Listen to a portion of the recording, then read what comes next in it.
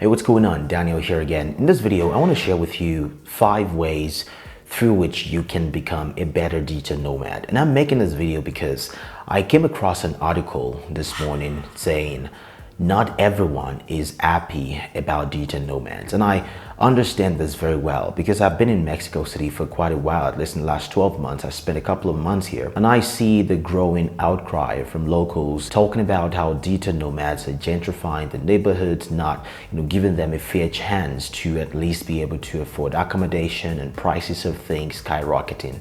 And I understand the reason behind all of this. So that's why I want to share with you some of the ways through which you as a digital nomad can contribute or can travel more sustainably and have a better time doing it. In some of the Facebook groups, a lot of people are saying, well, I'm not gonna go to Mexico City, I'm just gonna let people go there and let them ruin it. No, you can still travel to a lot of these places, but you just have to do it in a more reasonable way. So let's dive right into number 1, which is Geo Arbitrage. This is the biggest reason why the digital nomad lifestyle is attractive to so many people. The fact that you can make money in the US, in Canada, in EU, in stronger currencies, and go to places where the currency is weaker.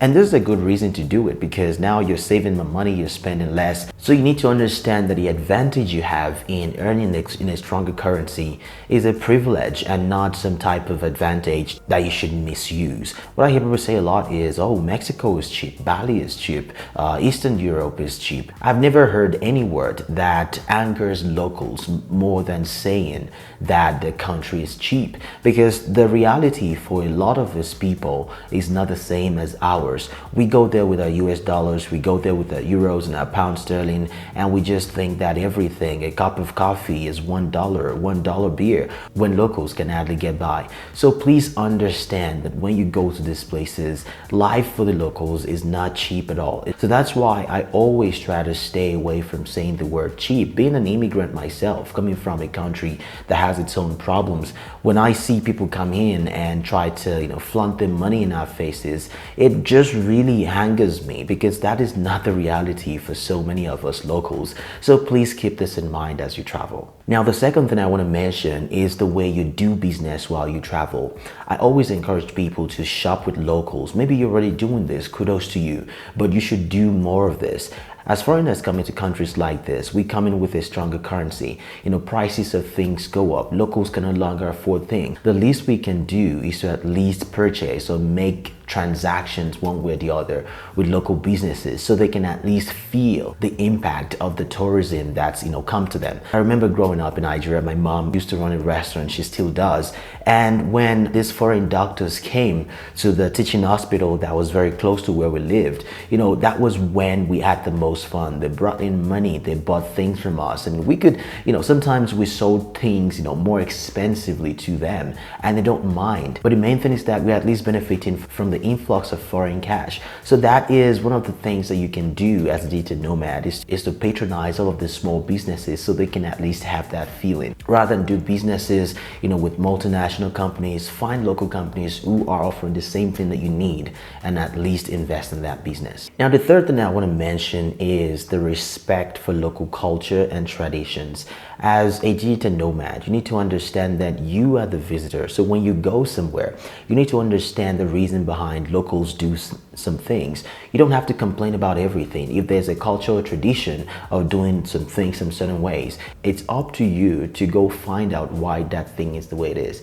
You cannot go about complaining, locals are doing this, locals are doing that, when in the first place, they don't even want you. I've seen some people maybe travel to Latin America, to Africa, and to some other remote parts of the world, and they come from North America, they come from Europe, and they're not used to seeing things the way they are. So it's not on the locals to make you understand. It is on you to find out the way that thing is. So as you travel across the world, know that things are not necessarily done the same way you're used to them. Now it's on you to find out how things are the way they are and to show some respect to the local cultures that you find on your path.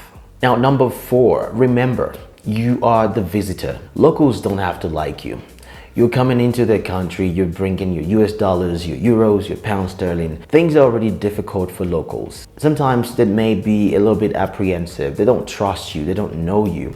I remember spending some time in Albania, my very first trip there, and I was filming in public, doing a vlog style content, and I had a very bad experience with some of the locals. They said some things that weren't really appropriate, and I felt bad. I mean, I felt mad. I made a video about it and it got a lot of reactions from locals, and further down the line I realized that maybe I may have overreacted. And when I visited Albania again for the second time, I realized that sometimes you just have to understand where these people are coming from. They don't know me, I don't know them, they don't trust me yet, they don't know the intent with which I came to the country. So for me, just picking up my camera and just filming in public, maybe it's not the way to do things, and I understand that now, but back then I did not. So as you travel, as you are being a digital nomad, you need to understand that sometimes locals don't have to like you. It's up to you to show them your worth, the value that you bring to them, to be friends with them genuinely, understand their concerns, and just try to show some care and affection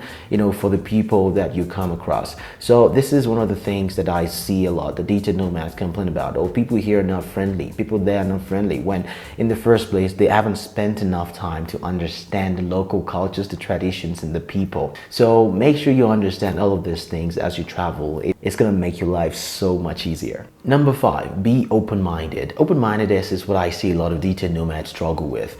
The first time I went to Eastern Europe, I've heard a lot of things about the place. It's racist, you're not gonna like yourself, they're gonna hate you, and all of these things. And of course, I went there with that mindset. So if anyone looked at me wrong, I would think about it in a different way. And if someone said something, I would quickly react to that, when I haven't taken time to live in my own true authentic self.